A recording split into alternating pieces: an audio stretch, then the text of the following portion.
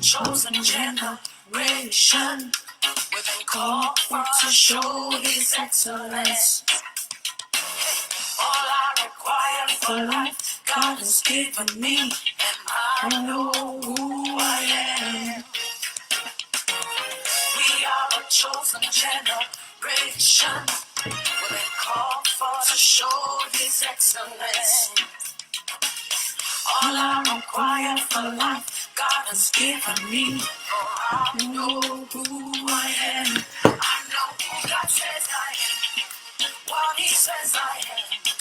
Where He says I'm at. I know who I am. I know who God says I am. What He says I am. Where He says I'm at. I know who I am. I'm working in power. I'm working Welcome to tonight's conversation time. Welcome. I live a life of faith. I know who I am. Welcome. Go ahead and share the video with as many people that you think can benefit from it, and we'll be starting in another minute or two. So go ahead and share the video. Welcome. We are a chosen generation. We've been called for to show His excellence.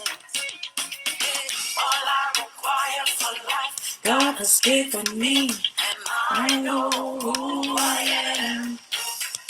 We are a chosen generation. We've been called for to show His excellence. All I require for life, God has given me. I know who God says I am. What He says I am. Where He says I'm at. I know who I am. I know who God says I am. What He says I am. Where He says I'm at. I know who I am. One more minute and we'll be starting. So you can go ahead and share the video with anybody that you think can benefit. Tonight's series is for married people, for those who have been married 10 years and younger and less, to join, and we're going to be having some conversations.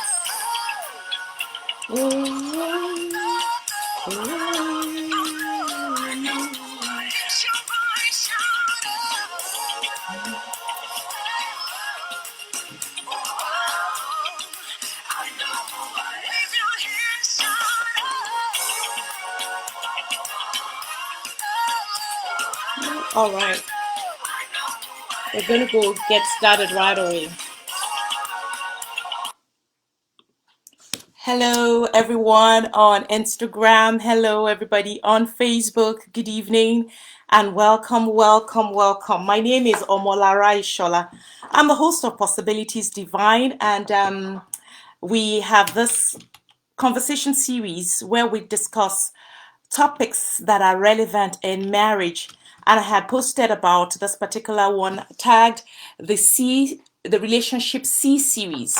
So tonight we're going to be discussing certain C's in our relationship. So if you have a friend who's been married for 10 years or less, this will be a perfect time to invite them to be a part of this conversation. So you can go ahead and type your questions, or I as many as would like, whatever question you have, whatever, if you can hear me, just say hello.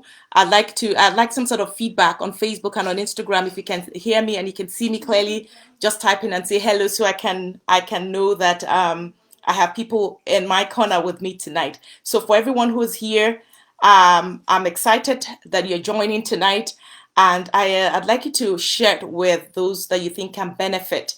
And what's the goal of this series? The goal of this series is for young couples and for those who have been married for a while but still experience challenges in learning how to improve the dynamics in their marriage relationship. So you've been married, you're married to a wonderful woman or a wonderful guy, and you guys constantly have frictions. It may not be the village enemy. It may just be your personality that is clashing. It may just be certain things that you're not paying attention to that is negatively affecting your relationship. So tonight we're going to look at two main. It's going to be a half an hour conversation, and I hope if you have questions along the way, type them in the comment box, and then we can take them up. So tonight we're looking at the first C is contentment. Contentment. So the first C in this marriage, in this relationship C series is contentment. So what is contentment? The dictionary definition of contentment is an emotional state of satisfaction that can be seen as a mental state, maybe drawn from being at ease with one's situation, body, and mind. Colloquially speaking, just speaking regularly, contentment could be a state of having accepted one's situation and is a milder and more tentative form of happiness. So for someone to be regarded as content, that means you are happy with where you are. You are satisfied. You are not concerned about what's going on in somebody else's world. Whatever is happening in your world, you are happy. You are up. You are grateful for where you are, and you're not aspiring or stretching your neck to see what's going on in somebody else's world. And so in a marriage relationship, contentment is a very, very important factor that helps you to have peace, harmony, and bliss in your marriage relationship. And the one important question you need to ask yourself is, are you content with your spouse? And this would happen maybe the second or third year in marriage. That point, everybody's guards are down. You have settled. Nobody's trying to form or impress the other party. And it's at such times that you begin to wonder, did I make a mistake? Did I marry the wrong person? Because you see those people as they truly are. They are not guarded anymore. They are not trying to make an impression. You see them from day to day, the way they react to situations, the way they sleep, their habits, their temperaments, and so on and so forth. So you're not impressed at that point. And so you're upset. And if you are at that stage, there's a tendency to not be content with your spouse. There's a tendency not to be happy with your spouse. And so as you go on, you need to ask yourself, for this particular C, am I content with do I think I have made the right choice? Do I think I am married to the right person? And this is a very important question for you to ask. And I know that for Christians, a lot of people who will be listening to this will be Christians. And so for those who are non-Christians, divorce is not something that is supported by the Bible. The only ground for divorce is adultery. And of course, if your life is endangered, it's not a good advice for you to stay in a relationship that, your life, where your life is being threatened. So having said that, if the fact that you're no longer excited about your spouse is not a ground for you to seek divorce or to be separated. So at times when you are irritated, perhaps by the habits and by the everyday things that rub you the wrong way, what do you do? And this is part of what we're going to be looking at. How do I find contentment? How do I go around the things that I don't find exciting about my spouse? How do I find happiness even when I'm not excited and I'm not happy about the things that I see? You seek ways of improving yourself. So we'll get to that. But we're talking about contentment. Are you content with your marriage? If you're not, why are you not? Why are you not happy? What's making you unhappy? Have you discovered interpersonal differences that are making you uncomfortable? How do you get over those? Why are you dissatisfied with your home? Is it because of habits? Is it because of disappointments? Is it because of, some people will say marriage is overrated, but it depends on how you work it. It depends on how you build it. It is one of the most beautiful experience you can have. Living your life, joining your life with somebody else and having a great time. That is marriage. What is making you uncomfortable? That's the question you need to ask. What is making me uncomfortable about my marriage? What is making me dissatisfied about my marriage? And you need to look into your life and find out, is it because I have been disappointed? I thought my wife or my husband is going to be the XYZ and they have fallen short. Or is it because I have discovered that they are human? And you would find out that we are all human beings. We are all work in progress. And so if I can't change my spouse, if I can't just discard them and get another one, what do? Then I have to work on my difference with my spouse. I have to work on those things that upset me. I read a book sometime last year, and it says, stay with those things that agitate you. The things that agitate you in your marriage are the things you need to stay with and prayerfully ask God to touch and turn around. And if these are interpersonal differences, that's not enough reason to toss your spouse or to start looking for their faults and saying for XYZ, this person is no longer a good person. So we're talking about contentment as a first C in relationships. Contentment involves being satisfied with possession. What do you have? What are you aspiring to have? Can I share with you my own personal life experience? I remember a few years ago, we were just about a year or two into marriage, and most of our friends were buying houses. They were kind of moving on the ladder of life, and it seemed as if we were stagnant. As our friends were buying houses, we couldn't afford to buy a house. Of course, for you to buy a house, you'll have a down payment. Our job hasn't changed, and I was discontent at that point about where I was in life. I was living in a rental apartment, and I wanted so badly to move out, not because of any other reason, but because of the environment. The environment was not particularly a good environment to raise children. So that was my main reason of wanting to buy a house. Buying a house in an environment where it'll be safe, where you can be sure that your children will not be mixing with the wrong crowd. And so I was discontent, I was uncomfortable. And so I raised the issue with my husband. We're due to buy a house, we need to buy our own house. My husband looked at me and he said, we don't even have a down payment.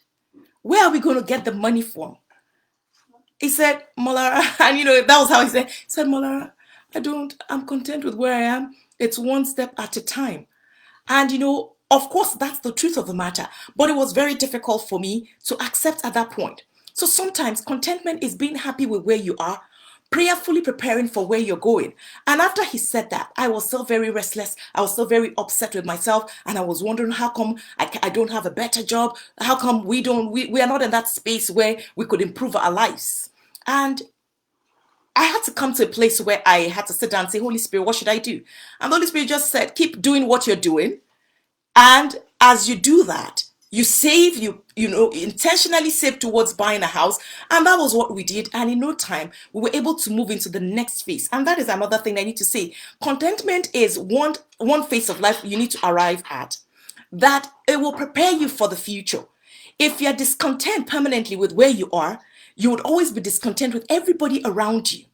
And so thank God for this phase. If you're married, maybe you're in the first 5 years of marriage, and of course everything will be upsetting you. You'll be looking at people who seem settled. You'll be looking at people who have achieved much. You'll be looking at people who have, especially if you're in diaspora, maybe you were back home, wherever back home was, and you were doing very well, and you thought, okay, we're moving on, we can afford to relocate. You brought your money, and by the time you get here, you find out that there's so much money you brought becomes like chicken change, and you almost have to start at the bottom of the ladder again. It's very uncomfortable. It's very distressing, because maybe you've risen within the ranks and you have a good position back home wherever you're coming from, and all of a sudden you're being told you don't have Canadian experience or whatever experience wherever you're located. And then you have to start maybe with menial jobs or jobs that you will consider below you. And then at this point, you are discontent. You're discontent with your life. You begin to question yourself. Did I take a stupid decision? Why did I do this to myself? And that is very right. Understandably so. But you must understand that contentment, that, okay, I'm new here and I have to go through a process, putting one step in front of the other to get to where I'm going. This is not the time you get upset with your spouse. This is not the time as a woman you complain and say, I had a cook, I had a driver, I had XYZ back home, and now I have to be everything like that. Or it is not the time for you as a man to say, oh my God, what am I doing here? My friends have risen and now I have to start from the bottom of the ladder. But if you're content, you'll understand that, okay, this is another phase, and I will work prayerfully. For those of us who are Christians, I will walk through this phase to arrive at the next phase. Contentment is the bridge that links you to progress and fulfillment while retaining your joy. Contentment is like a bridge that links you to progress and fulfillment while you're retaining your joy. You have to understand that there are phases of life that will query and question your contentment. Life is said to be in phases while men are in sizes. It doesn't matter. And contentment answers to you. It doesn't answer to your age. You could have a 30-year-old man who is discontent, and you may have a 20-year-old man who knows what he's doing. He has a process in place, and he's happy with every phase. Contentment is like a shoe size. It's not determined by your age. My mom could never wear my shoe size. My shoe size is almost double hers.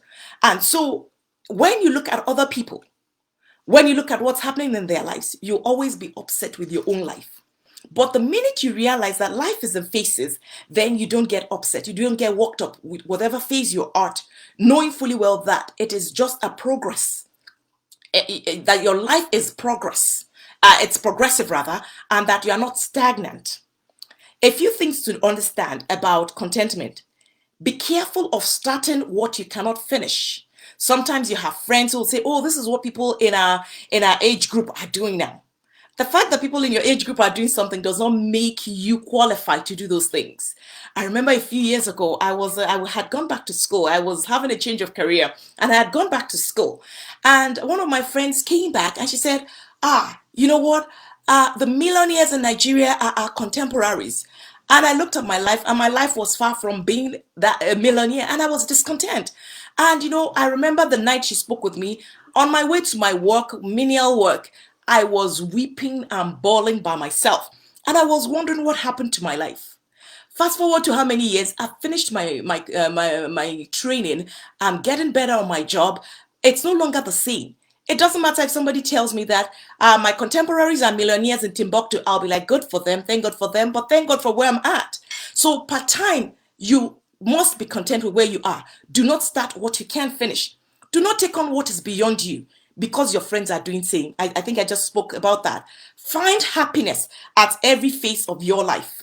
And if you don't by using myself as an example, I hope you understand that.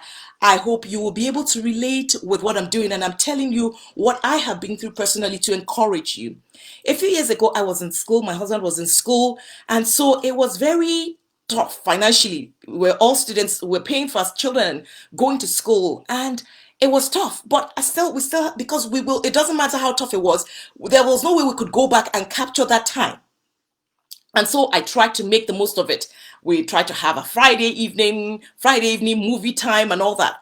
And we only did what we could afford. We couldn't go to a restaurant. We couldn't afford that. So I'll go to all those taken place. I'll buy food. I'll set it up. And it was just our own way of enjoying that phase. And interestingly, the children didn't know the difference at that point. They just looked forward to Friday evenings. We were making the best of our time, and everybody was happy. So whatever phase you find yourself, whatever place you may seem to be now, that you look at others and they seem to be ahead of you, that's good. Rejoice with those who are ahead of you, but don't give up on yourself. So in your marriage relationship, maybe your friends are buying new cars and you can't afford a new car. Don't overstretch yourself. If your mates are building houses, or maybe you have a house and your friends are like, by now you should have five houses. What are you doing? Do not allow that to ruin the happiness you experience by overstretching yourself. Whatever it is, whatever your peers have, whatever your mates have, God is able to give you much more as long as you're content and you walk towards it. Keep the vision of where you're going or you're dreaming of getting to alive while you appreciate where you are. Your marital phase does not answer to your age. There are people who are married, who have been married for 5 years, and they just love what God is doing in their lives. They are happy, whatever little they have, and they're excited and looking forward. They have goals, they have plans, and they're working towards those things. You find out that in no time, they achieve those goals and they are living happily ever after. And you're wondering, how are they doing it? If you're not content with where you are now, when you're earning maybe, let's say, minimum wage, when you begin to earn six figures, you will not be content because there will always be people ahead of you. So contentment will always allow you to appreciate those who are ahead of you, but at the same time, be grateful for where you're at. You must learn to love your spouse. I asked us a question earlier on. Do you love your spouse? You need to ask yourself and answer that question. If you love your spouse, it doesn't matter where you find yourself. Love, they say, covers a multitude of sins, shortcomings, inadequacies, and what have you. So if you're not living large, your spouse cannot afford a vacation, you can't afford a brand new car, you can't afford what everybody else is affording. It's okay. I want you to know that as long as you are not remaining stagnant and just sitting in one spot, what you don't have today, you'll have tomorrow. And when love is present in a marriage relationship, oh my goodness, you can achieve anything. But when you stretch your neck and you're looking at, look at Mr. So and so, even Pastor XYZ that just came, or brother, whatever. Look at the kind of life they're living. They met us in this country. Look, see how large they are living. The man has a car, the wife has a car, brand new cars. They just moved into their second house, and you are chronicling what is happening in other people's life, forgetting the goodness that God has allowed you to have in your life. You will find out that you are not satisfied with your marriage. Yes, we're grateful to God. Sister Lara, thank you for your contribution. We're grateful for God's grace and compassion. Yes, Sister Lara, it's contentment. We're talking about contentment. When you are able to appreciate your spouse, to say, I thank God for my spouse. I thank God for what God is doing in our lives. And I thank God for the hope of where He's taking us to. You find out that as you maintain that level of love, friendship, and togetherness, you'll be able to achieve the things that seem out of reach right now. Contentment will always produce gratitude. How many of us know that when you're content, you'll be grateful for wherever you find yourself? I remember I remember the first time we moved into our house. Oh my goodness, I was happy. Actually, before we moved into our house, we were living in a basement apartment somewhere. The day we were going to move into our rental apartment, you'll think somebody said, congratulations, I thought we bought a house. And then when they came visit, I said, no, we moved because basement is below the ground. You don't see light, you don't see anything. Permanently, you have to turn the light on. So when we moved to, I think it was the 12th floor in a rental apartment, I was excited. I danced and I was grateful to God that this is my own space. And so the day I moved into my own house, my joy multiplied. Somebody actually said, so the person was trying to reach my husband. I was calling my husband. I said, he can't hear me. I'm not sure where he is. And the individual said, oh, so is this a mansion that you can't even locate your husband? I didn't pay attention to whether the individual was beefing me or not. I was just too excited and happy that I am in my own space. Mansion or no mansion, that is what God has given unto me. So when you are content, you will experience gratitude. When you're grateful, you will be content. So both those two go hand in hand. When you find reasons to give thanks, you will always have enough. Amen. When you have reasons to give God thanks, you always have enough. Those who consciously measure the distance between where they are and where they are coming from will always see progress. For example, I remember a few years ago, there are things that I could not do that I do with ease and effortlessly now. I'm grateful. There are some things that if I ask my husband, people will be wondering, do you want to get the man into trouble? But now I don't even have to ask before God allows him to do it. But there was a time when I wouldn't even bother asking because it would be, you know how they say it, don't air your dirty linen outside. So for you to contentment is a building block in your relationship. When you're content, you allow your husband to be who he is at the face you are. You honor your wife for who she is at the face you are, and you will find out that you have less friction. You have less problems.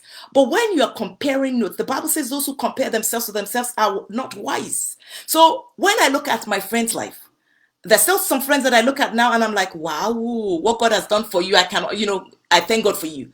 But where I am now, I am grateful and I still have hope and aspiration of where He's taken me. Where are you in your marriage relationship? Are you discontent? Are you sad? Are you constantly looking? The day a friend of mine told me that, oh, we have 5 houses. I almost fell off the chair. How did you do it? How? It doesn't matter. There are people who have 10 houses. It doesn't matter. But in my own house, where there is roof and warmth and all that, I am grateful and there is peace. So wherever you are in your marriage journey, be grateful. Do not make life hard for your spouse because of what you see in other people's lives. Hallelujah. And I think I'm going to hang up on, oh my God, it's almost time to wrap up. It's 7 more minutes. I'll see if I can get collaboration in for tonight. Collaboration. Collaboration is the action of working with someone to produce or create something. Collaboration is like teamwork, working together. You cannot make progress in marriage if you do not own, if you do not own your space in marriage. You do not make progress by being on your own. You can't make progress. Pardon me. You cannot make progress if you are doing things on your own in a marriage relationship. My husband is doing his own thing. I am doing my own thing. Collaboration is a major C in your relationship that will make you progress. For example, the man is the CEO, he's everything, he's a breadwinner, he's the XYZ. Thank God for such men. And he wants his wife to be a stay-at-home wife. Beautiful. So whatever the wife needs to do at home, support, help the man. Beautiful. But if you're both working, don't have my own private purse, his own private purse. Meaning, you are not doing your own project secretly and he's doing his own project secretly. You work together. And I have since found out that when you work together as a team in a marriage relationship, you make progress. But when you have hidden agenda and you're trying to do your own, my village people are sending me, they are sending for money. My uncle and my auntie, I need to build a house for them too. My grandmother and my XYZ. And you are having your own personal agenda, it will limit your progress. But when you speak the same voice, unity is a huge blessing in a marriage relationship. So set goals together.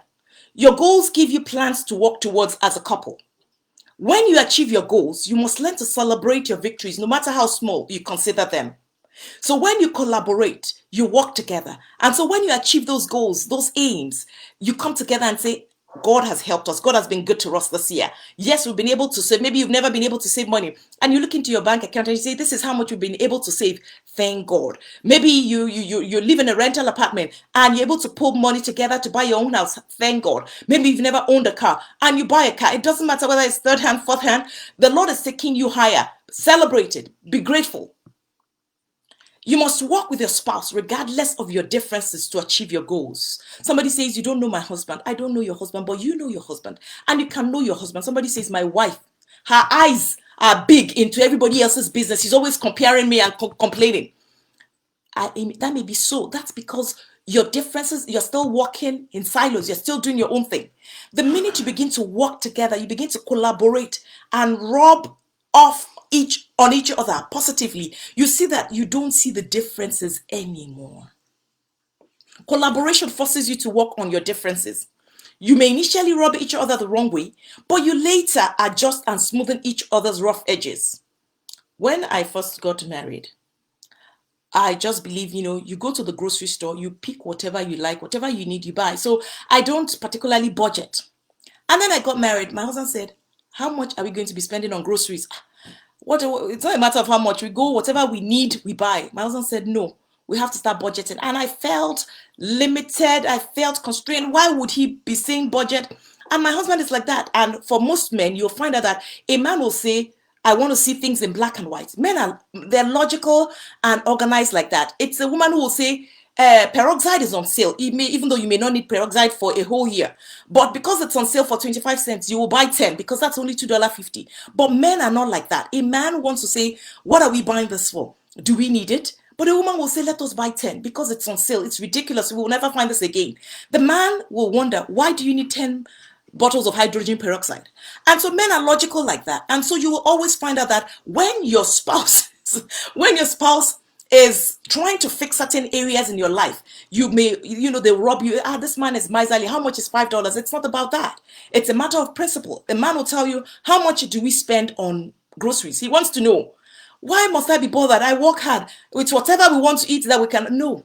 So when your spouse says, create a budget so that you know what goes out and what comes in. It's not about how much is $2. A man will tell you $2 times 10 times 12 times whatever, no, and then you'll be like, what kind of miserly mentality? No. Those things help you in a marriage relationship. So when you're collaborating, there are certain things that will rub you the wrong way. One of my friends, she's online, when we used to live together in an apartment building, Opie, how you doing? We would go together, we'll go and do grocery shopping. Sometimes when things are on sale, we will buy them whether we need them or not. And, the men are not particularly excited about those things. And we couldn't understand why. Those things are on sale, we buy them. But over the years, you'll find out that you are streamlined. It's no longer working like that. And that is how, when you learn to work together, to collaborate, things become better. Collaboration helps you to bring together your strengths and weaknesses to make things work, create opportunities, and work towards actualizing your goals. So be a team player. When your spouse is saying, oh, if you're a man, you just say, when money is in the account, we just spend it. And your wife is saying, no, no, my dear, let's save, let's this and that. You're like, I don't know where you got that poor man's mentality. I work hard, oh, let's spend this money. Learn to solicit input from your spouse about decisions you make in your marriage. That's how you collaborate. It's not about I've decided we're buying a house, we're going to buy a house in Jane and Finch because houses are going on sale there. And the wife is like, oh no, my dear, it's too, the children, da da da. And you're like, no, how can I give up on such an offer? And then you go and put an offer, and then they cancel it, and then you lose money, and then you come back with your tail between your legs, and you're like, but when you solicit input from your spouse, whether you're a man, whether you're a woman, you find out that two heads are usually better than one. And that is how you collaborate. That's how you make things work. What you can see, your spouse might see it and say, have you thought about this perspective? Have you considered XYZ? And by so doing, you find out that you avoid and avert a lot of financial losses or emotional losses. Some men would just, because men, they're not as intuitive as women. A woman can see from afar what a man cannot see even sitting right across from him. So when you solicit input from your spouse, you're able to make better decisions. That your wife is a stay-at-home mom does not mean she doesn't have common sense. Or that you earn more than your spouse, than your husband, does not mean he doesn't have the right to contribute to whatever decision you are about to make. Don't just say, after all, I'm the one who brings in the what's it called? I'm the breadwinner. So I call the shots, I make the decisions. Not quite. When you observe that, okay, my spouse may not bring in as much as I do, but we need to work together as a team, you find out that things work better. If a traumatic incident happened at my workplace a while back, and the doctor who was on duty, I wasn't on duty that night, but everybody, the minute I came in, Malara, this and that and that. And so I went to speak with the doctor who was on duty, who was my friend. And I said, XYZ, I heard this happened. He said, oh, Malara, nothing could have prepared me for what happened yesterday. And I went home, and I got home, and my wife could see that I was distressed, and she asked me, and I didn't know when I just needed to unburden. And I discovered that I traumatized her by unburdening. That is what happens if you work in the healthcare field or in any other field where you are exposed to trauma and to mental health things. You find out that it sucks your energy. And how do you function? Usually you go back home, and your spouse is that person, the shoulder you can lean on. They're the ones you're unburdened to. They're the ones who take a load off of you. So that means it doesn't matter whether you bring in $1 million every month. When you don't have somebody else to help you, you can't make success. So whether as a man, you're the CEO, you're the chief CFO, you're the whatever title, it's important to involve your wife, because these are the ones who bear the brunt of you being where you are. It doesn't matter how high you are in life as a woman. If you don't have the support of your husband, you are not likely to go far. And the same goes for a man. So when we collaborate, we are able to make progress in our career as well as in our marriage relationship. There is no I in teamwork. When you spell teamwork, there is no I there. So there is no I when you're talking about marriage. You can't be I. Me, myself, and I is the ministry of the devil. So for you to succeed in marriage, you have to be conscious that I am doing life with somebody else, and it is important that I work hand in hand with them. I'm going to end here today because I had promised that it's going to be half an hour. We're about 2 minutes over time. So I want to appreciate everyone who has joined tonight. Next week, by the grace of God, we're going to look at the other 2 C's. So today we looked at contentment and collaboration. If you have any questions, you can inbox me so that we can take those questions. And if you have any comment, please by all means add your own comment. What do you think about contentment? What do you think about collaboration in marriage? And for everyone who has joined on IG, thank you. For everyone who has joined on Facebook, thank you very much. I hope to see you next week by the grace of God. You can share the video with as many that can benefit. And God bless you. Have a good evening. Bye now.